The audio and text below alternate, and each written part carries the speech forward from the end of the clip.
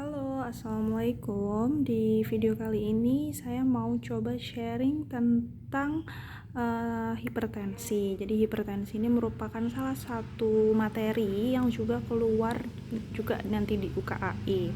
Nah, jadi hipertensi ini tuh diklasifikasikan itu bisa menurut European atau ESH-ESC dan juga bisa menurut GNC 8. Nah, di sini kita lihat kalau menurut ESH dan ESH-ESC itu 140 sudah masuk ke hipertensi kelas 1 ya. Kemudian yang di GNC ini juga 140. Jadi start dinamakan hipertensi sama ya, di atas 140 atau sama dengan.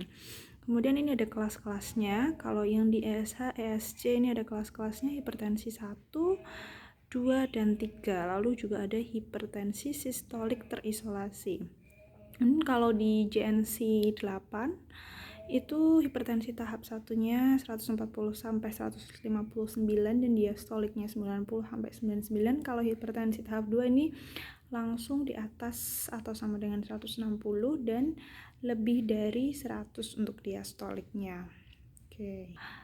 Nah, lalu ini kita akan membahas jadi penyebab dari hipertensi ini sebenarnya ada multifaktor, banyak faktor ya yang menyebabkan hipertensi ini.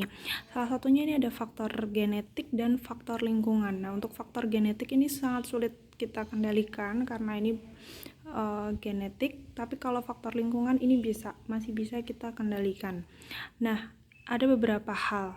Yang pertama itu adanya gangguan homeostasis natrium di ginjal. Jadi adanya ketidakseimbangan atau homeostasisnya itu terganggu gitu.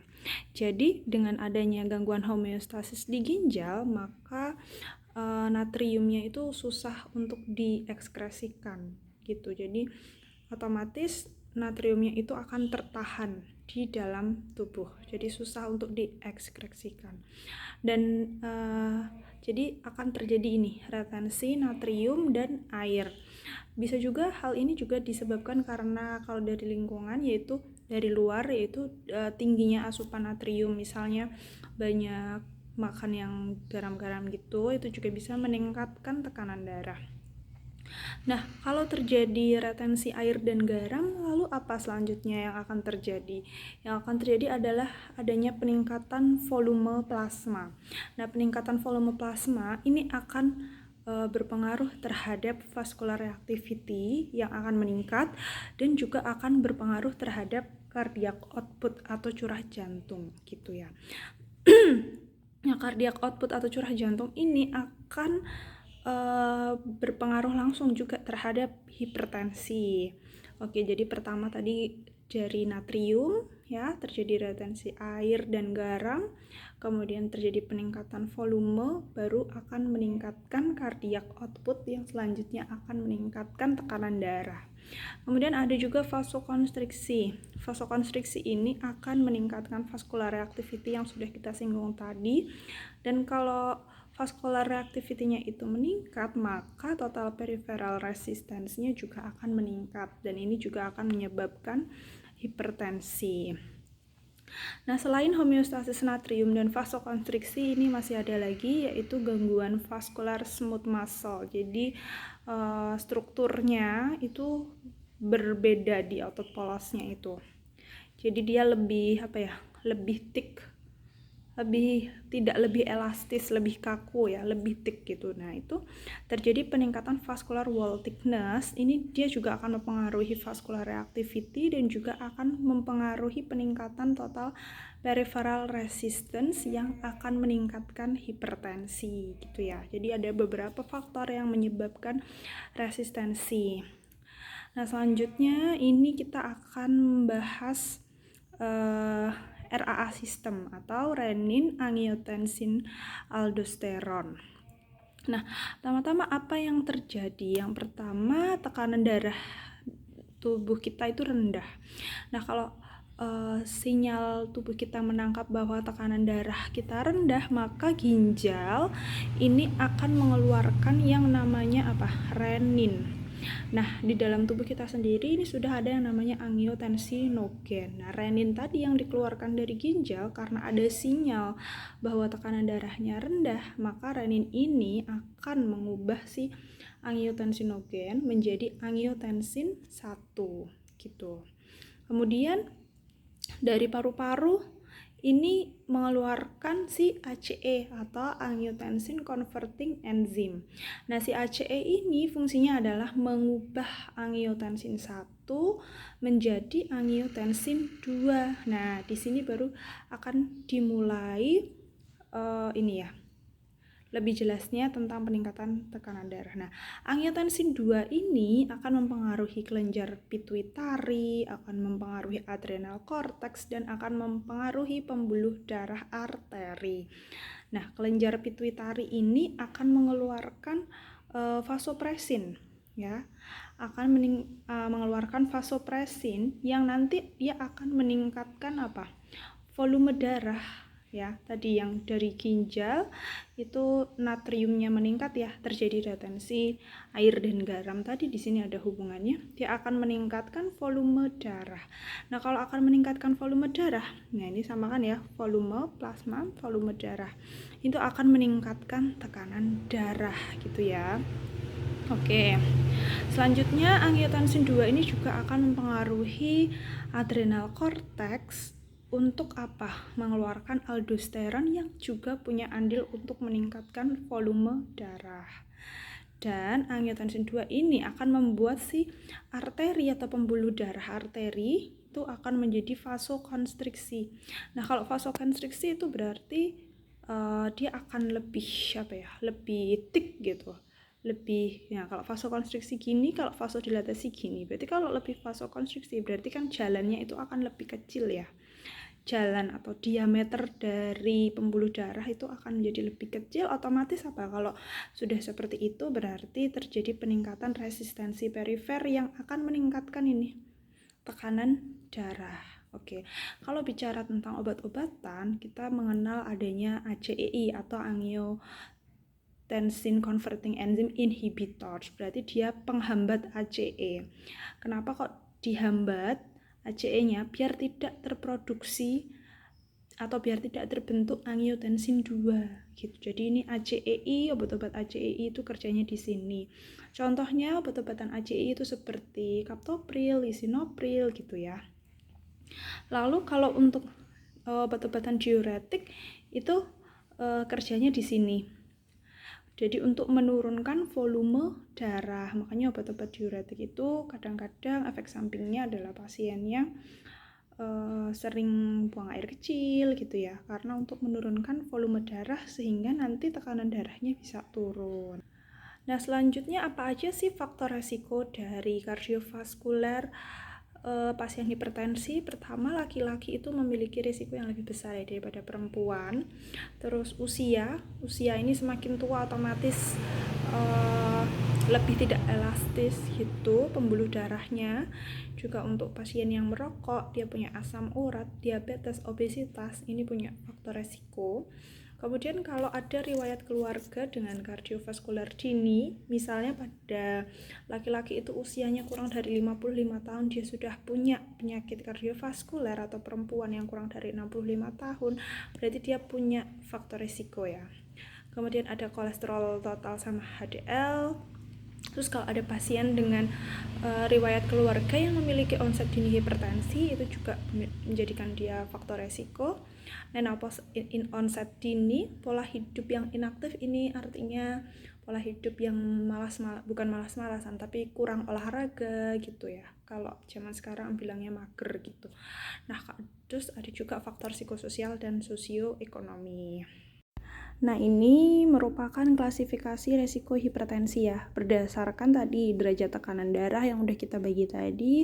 Lalu ada faktor resiko kardiovaskuler, tadi kita udah nyebutin beberapa faktor resikonya. Nah, ini kalau misalnya contohnya kalau misalnya tahap 1 itu tidak ada komplikasi ya, berarti dia misalnya tidak ada faktor resiko, oh berarti dia kalau tekanan darahnya 130/80 berarti dia resikonya rendah. Jadi ini tuh klasifikasi dia masuknya tuh resiko rendah, resiko sedang, resiko tinggi, apa resiko sangat tinggi. Nah ini selanjutnya ada pengobatan hipertensi kalau menurut ESHSC 2009. Yang pertama, kalau dia punya resiko kardiovaskular, yang harus dilakukan mau berapapun tekanan darahnya yaitu apa? Intervensi gaya hidup. Intervensi gaya hidup ini bisa dengan olahraga, pengaturan makanan, gizi gitu ya, kurangi makanan berlemak, berminyak gitu ya. Itu untuk intervensi gaya hidup, tidak merokok, tidak minum minuman beralkohol dan lain-lain. Kemudian kalau misalnya dia masuknya ke kategori yang rendah atau sedang, berarti hal yang bisa dilakukan apa? Pakai dulu obat tunggal yang dosisnya rendah gitu. Nah baru kalau obat tunggal dosis rendah itu nggak bisa, baru dikasih obat tunggal dengan dosis maksimal. Jadi misalnya pertamanya di sini pakai captopril 12,5 mg, nanti baru bisa pakai captopril yang 25 mg gitu contohnya. Atau kalau misalnya sudah dosis tunggalnya sudah maksimal tapi ternyata masih belum ada perbaikan, kita bisa pakai kombinasi 2 obat gitu ya, pakai kombinasi 2 obat. Nah setelah kombinasi 2 obat itu masih nggak bisa juga, masih nggak menunjukkan perbaikan, nah itu kita bisa ganti obat lain dulu tapi dengan dosis rendah gitu. Itu untuk tata laksana yang rendah atau sedang. Kemudian kalau tinggi, kalau dia udah masuknya tinggi ya udah langsung aja dikasih kombinasi 2 obat tapi dosisnya rendah dulu gitu. Baru nanti kalau sudah ada kombinasi 2 obat dengan dosis rendah tidak ada perbaikan, bisa ditambah dengan obat lain lagi yang dosisnya rendah. Jadi di sini pakainya 3 obat. Atau bisa juga tadi masih kombinasi 2 obat tapi pakainya 2 obatnya itu dosisnya dimaksimalkan dulu gitu. Itu juga bisa. Sekarang ini kita pelajari alur inisiasi terapi obat yang menurut European. Jadi kapan sih kita sebaiknya ngasih obat gitu. Nah pertama kalau ditemukan tekanan darahnya itu normal tinggi, itu sekian, ini interval sekian ini tekanan darahnya. Nah itu bisa dilakukan intervensi gaya hidup ya. Semuanya tuh harus dikasih intervensi gaya hidup mau derajat berapa. Yang diberikan obat atau yang diinisiasi obat itu pada pasien-pasien yang memiliki resiko sangat tinggi ya, dengan penyakit jantung koroner dan penyakit kardiovaskular. Itu kalau punya resiko sangat tinggi itu harus segera diberikan obat. Jadi klasifikasinya yang tadi itu yang di tabel itu ya, menurut itu. Lalu kalau punya derajat hipertensinya derajat 1 itu misalnya 145/90 gitu, ya udah harus dikasih intervensi gaya hidup. Nah kita ngasih obatnya kapan? Ketika pasien itu merupakan pasien dengan resiko sangat tinggi dan sangat tinggi. Misalnya pada pasien-pasien dengan PKV, penyakit ginjal dan HMOD. Nah, kalau inisiasi obat pada pasien rendah sedang, misal dia tanpa penyakit yang sudah disebutkan tadi, kalau misalnya dia sudah diberikan intervensi gaya hidup 3-6 bulan tapi belum terkontrol, belum bagus tekanan darahnya, nah itu baru boleh diberikan inisiasi obat ya, terapi. Kalau hipertensi derajat 2 misalnya tekanan darahnya 160/100 ya, sama yang derajat 3 misalnya lebih dari sama dengan 180/110, yaitu dilakukan intervensi gaya hidup dan langsung dikasih inisiasi obat pada semua pasien gitu ya. Jadi kok derajat 2 sama derajat 3 udah harus langsung dikasih inisiasi obat. Terus harus dikontrol terus juga tekanan darahnya harus tercapai dalam 3 bulan. Oke, itu tadi kalau menurut European SHSC. Sekarang kita bahas yang menurut algoritmanya menurut GNC 8. Yang jelas adalah modifikasi gaya hidup itu tetap ya selalu. Nah, kalau tadi itu berdasarkan klasifikasi tekanan darah dan faktor resiko ya kan. Kalau yang European faktor tekanan darahnya berapa, dia punya faktor resiko atau enggak gitu. Itu mulai kapan dikasih obatnya gitu kan. Sama tadi udah ada pedoman ngasihnya itu gimana. Nah, kalau menurut GNC 8 itu kita nggak peduli sama rentang tekanan darahnya gitu ya, sama faktor resikonya gitu kayak agak nggak peduli. Nah, di sini justru yang dilihat adalah kalau misalnya di populasi general atau populasi umum, misalnya dia usianya kurang dari 60 tahun ya, itu tensinya kurang dari 140/90, atau kalau lebih dari sama dengan 60 tahun itu kurang dari 150/90. Nah, itu di populasi general itu dibedakan yang non black sama yang black. Kalau yang non black itu obat-obatan yang dipakai non black tuh kayak ras gitu ya, ras yang berkulit hitam sama yang tidak berkulit hitam. Nah, kalau yang tidak berkulit hitam itu obat-obat yang dipakai itu ada thiazid, ACEI, ARB atau CCB. Tapi kalau untuk yang berkulit hitam itu bisa pakai thiazid dan CCB.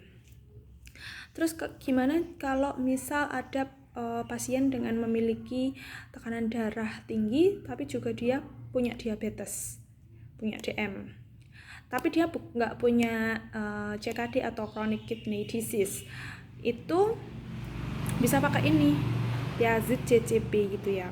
Oke, selanjutnya kalau gimana ceritanya kalau pasiennya itu punya CKD ya, boleh dengan diabetes atau tidak dengan diabetes, pokoknya kalau dia CKD aja itu yang dipakai apa? ACEI atau ARB. Di sini yang perlu digarisbawahi adalah atau. Jadi pilih salah satu ya, jangan keduanya. Karena kenapa? Kalau misalnya ACEI ini dipakai bersama dengan ARB, maka apa? Dia akan akan menyebabkan hiperkalemi. Nah, itu nggak boleh gitu ya. Terus juga kalau obat-obatan ACEI itu juga nggak boleh dipakai untuk ibu hamil gitu ya. Oke, terus kalau ini kan obat-obatan ACEI ini kan kayak captopril, lisinopril, itu tuh nyebabin batuk ya sebenarnya efek sampingnya.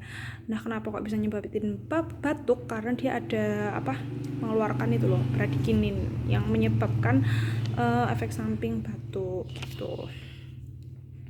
Oke, kalau ini kita mengadaptasi algoritma dari ESHESC yang ini tadi, yang pertama ini, tapi yang tanpa komplikasi ya. Jadi ini ada terapi inisiasi kombinasi 2 obat.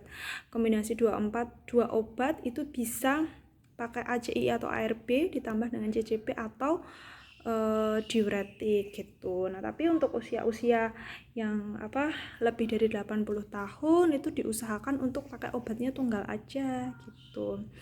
Nah, langkah pertama kan itu terapi inisiasinya. Nah, langkah kedua itu bisa pakai kombinasi 3 obat ya. Kombinasi 3 obatnya masih sama, bisa pakai ACI atau ARB ditambah CCB atau diuretik gitu. Nah, terus langkah ketiga, kalau misalnya udah pakai 3 obat dan belum ada perbaikan, itu bisa pakai spironolakton atau bisa juga pakai obat-obatan lain. Obat-obatan lainnya tuh apa? Bisa pakai diuretik lain, bisa pakai alpha blocker atau beta blocker. Nah, kalau ditanya dosisnya spironolaktonnya berapa? Spironolaktonnya sekitar 25-50 mg, itu diminumnya 1 kali sehari. Nah, tadi kan kita ada obat-obatan lain ya. Kita kapan milihnya? Ya, kalau misalnya ternyata ada pasien-pasien dengan gagal jantung atau angina pasca miokard infark, ada fibrilasi atrial, atau ibu-ibu dengan kehamilan, itu ya pakainya beta blocker gitu ya.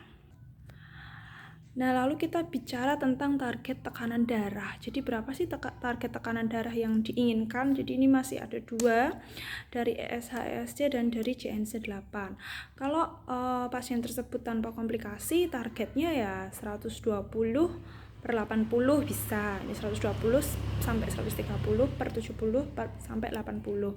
Tapi kalau menurut GNC 8, kalau dia usianya itu kurang dari 60 tahun ya targetnya kurang dari 140/90. Tapi kalau dia lebih dari atau sama dengan 60 tahun itu targetnya kurang dari 150 aja udah cukup. Nah, gimana kalau dengan pasien-pasien DM, yaitu targetnya 120 per 80 atau di bawahnya. Itu ya, 120 salah, bukan di bawahnya, 120 sampai 130 per 70 sampai 80. Nah, ini targetnya bisa kalian catat atau bisa di screenshot. Ini penyakit dengan jantung koroner, ini penyakit dengan stroke atau tekanan intra arteri ini.